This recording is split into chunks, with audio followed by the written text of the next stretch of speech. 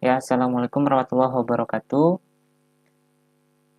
Kembali bersama saya Ivan Septian dengan nomor NIM 2008157 dari Pendidikan Ilmu Komputer 2A.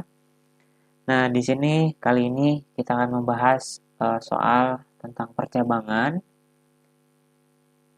Nah, percabangan dibagi dalam tiga level soal. Yang akan kita bahas kali ini adalah level dasar dari nomor 1 sampai nomor 6. Langsung saja kita menuju soal nomor 1 ya.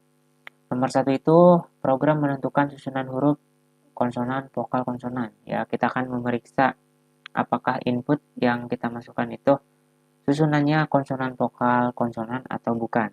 Nah, di sini saya menggunakan header include stdio.h untuk bisa menjalankan printf dan scanf ya. Dan inputnya karena ini huruf, maka kita menggunakan char ya atau karakter. Dan di sini saya menggunakan variabel tambahan yaitu tipe yang nantinya untuk menentukan ini konsonan, vokal, konsonan atau bukan.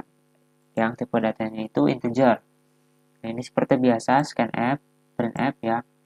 Dan ini kondisinya karena yang diminta soal itu konsonan, vokal, konsonan, maka if yang pertama itu untuk A ya. Nah, di sini A bukan sama dengan atau tidak sama dengan karakter A, I, U, E, O ya, karakter vokal ya. Itu menunjukkan bahwa si A itu yang kita cari adalah bukan vokal. Kemudian B itu karena di soalnya itu vokal, maka if B sama dengan karakter vokal A, I, U, E, O ya. Kemudian untuk C itu konsonan, maka kita menuliskan if-nya syaratnya itu huruf vokal atau C itu tidak sama dengan huruf vokal. Nah, itu tipenya 1. Ini saya ibaratkan sebagai true, artinya kondisi inilah yang kita cari. Maka di luar ini tipenya itu 0, false ya, atau salah, tidak sesuai keinginan. Maka di if yang kedua kita akan umpamakan tipe yang satu ini, jika tipe sama dengan 1, maka print konsonan, vokal, konsonan. Else, selain itu ya di sini maksudnya tipenya 0, artinya tidak memenuhi syarat yang ini. Maka yang akan kita print adalah bukan konsonan, vokal, konsonan. Jangan lupa return 0 karena kita tidak memerlukan kembalian. Nah, kita coba running programnya. Nah, misalkan karakter pertama C, A, D. Nah, ini sudah sesuai syarat. C itu konsonan, A itu vokal, dan D itu konsonan lagi. Maka susunannya susunan konsonan, vokal, konsonan. Beda lagi ceritanya kalau kita inputkan misalkan susunannya nggak beracak ya. Misalkan ABC. Nah, ini bukan konsonan, vokal, konsonan. Seperti itu. Kurang lebih untuk nomor 1. Kita beralih ke nomor 2. Di nomor 2 ini kita diminta untuk memeriksa 3 inputan. Apakah ketiga inputan tersebut, ketiga inputan ini termasuk dalam angka ribuan atau bukan. Nah, di sini saya menggunakan header seperti biasa, stdio.h untuk mengakses printf dan scanf. Dan saya menggunakan 3 variabel A, B, C untuk menotasikan 3 inputan. Kemudian, karena di sini yang kita cari adalah ribuan, kita perlukan syarat. Jika A kurang dari 1000, A bukan ribuan. Else, artinya jika A itu lebih dari 1000, maka termasuk ribuan. Begitu selanjutnya kepada B dan C ya. Dan jangan lupa return 0 karena kita tidak memerlukan kembalian. Nah, kita akan coba running. Misalkan bilangan pertama itu 1200, kemudian 20, 120. 1200 benar ya, termasuk ribuan, 20 bukan ribuan, 120 bukan ribuan. Kurang lebih seperti itu untuk nomor 2 ya. Kemudian untuk cabang dasar nomor 3 ya, di sini kita diminta untuk memeriksa kelipatan angka di depan dan di belakang koma. Nah, maka di sini saya menggunakan header yang masih sama, studio.h, kemudian angka yang kita masukkan saya kategorikan sebagai tipe datanya itu float. Artinya ada angka di belakang atau di depan komanya karena sesuai soal ya. Kita akan memeriksa angka di depan dan di belakang koma, maka yang kita gunakan adalah tipe data float untuk angkanya. Kemudian angka keseluruhan ini ya, total input ya. Kemudian untuk angka di belakang dan di depan koma, saya menggunakan variabel depan dan belakang, itu tipe datanya integer. Nah, printf, scanf kita masukkan angkanya, angka secara keseluruhan. Dan di sini saya menginginkan itu dibaca sebagai float ya, sesuai yang ini ya, angkanya, maka kita gunakan %f. Kemudian di sini saya persamaan depan sama dengan angka. Nantinya depan ini saya memisahkan antara angka di depan dan di belakang koma, itu saya pisahkan dulu, maka kita butuh persamaan lain, belakang sama dengan angka kurangi depan dikali 100. Nah, persamaan ini misalkan angkanya 2,30 ya, 2,3. Nah, 2,3 angka dikurangi depan, 2,3 dikurangi 2, karena di depan koma itu hanya ada angka 2, maka hasilnya 0,3. Nah, dikali 100. Mengapa dikali 100? Karena soal ini meminta kita untuk menampilkan 2 digit di belakang koma. Nah, selanjutnya kita print baik angka di depan maupun di belakang komanya supaya terlihat jelas. Nah, baru kita tentukan kondisi atau syaratnya. Jika angka di depan koma dibagi 3, ya, sisa baginya itu 0, maka angka di depan koma tersebut merupakan kelipatan 3. Jika tidak sama dengan 0, sisa pembagiannya, maka bukan kelipatan 3. Begitupun dengan angka di belakang koma. Ya, seperti itu kurang lebih. Nah, kita jangan lupa untuk return 0 karena kita tidak memerlukan kembalian. Kita akan coba running. Masukkan bilangan Anda, 12.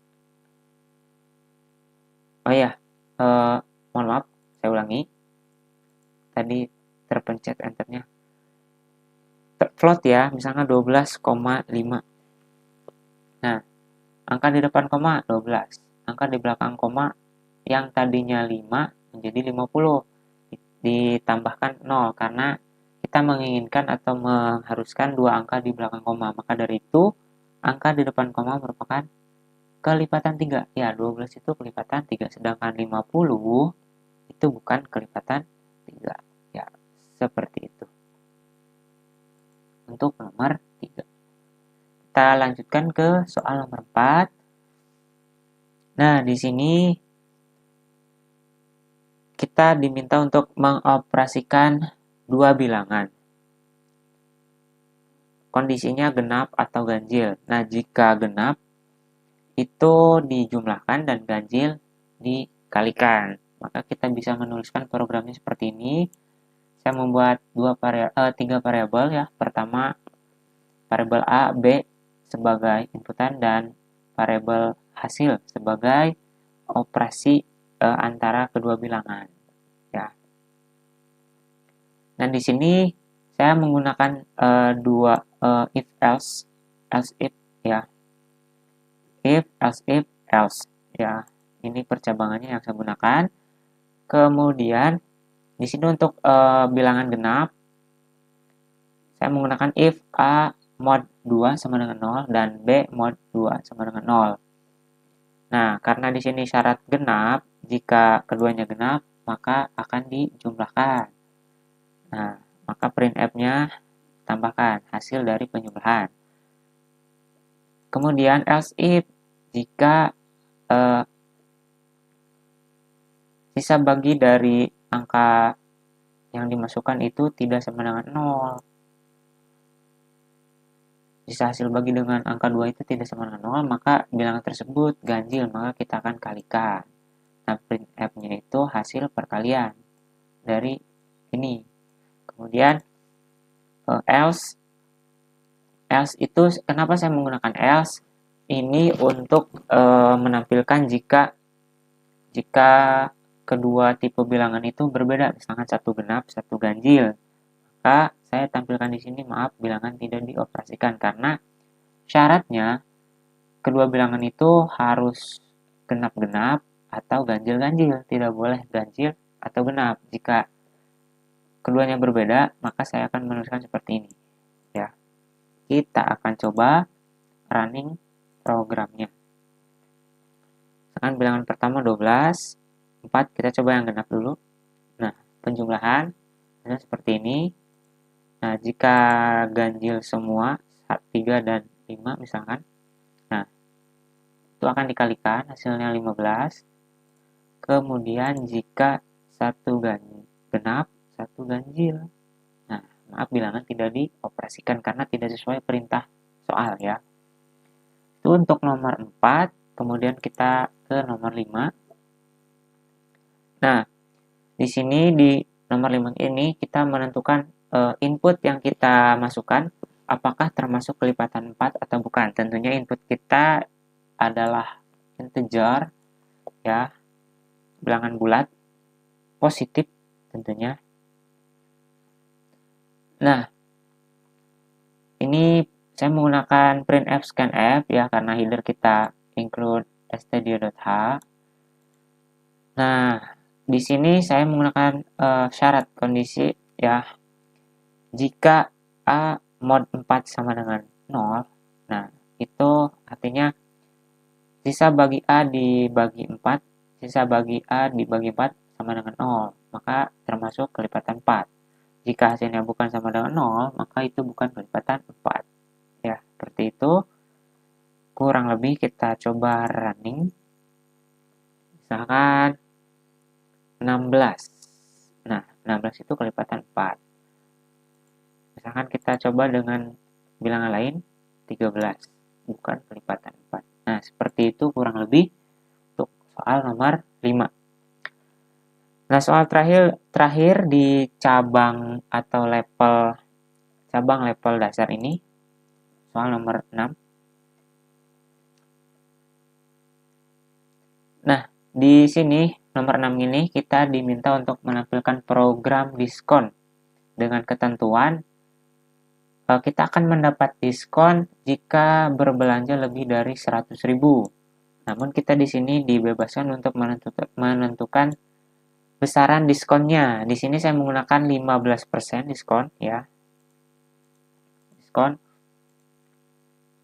Nah, di sini saya menggunakan dua variabel yaitu belanja dan diskon. Variabel ini tipe datanya integer. Nah, kita masukkan total belanjanya berapa dalam integer %d ya. Printf scanf seperti biasa. Kemudian di sini kondisinya jika belanja lebih dari sama dengan 100.000, nah maka masuk ke diskon. Diskon akan dihitung. Diskon sama dengan belanja dikali 15%. Nah, total belanja kita akan dihitung dan dikali 15%. Maka itu sama dengan diskon. Maka di sini tampillah diskon dalam bentuk integer angka potongan berupa potongan harga.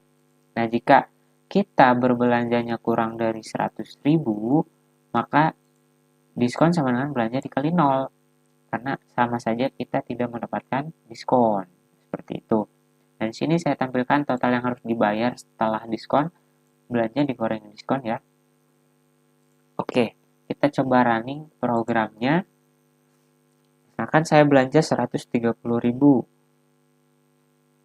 Nah, diskon, saya mendapatkan diskon 19.500. Total yang harus dibayar adalah 110.500. Nah, seperti itu.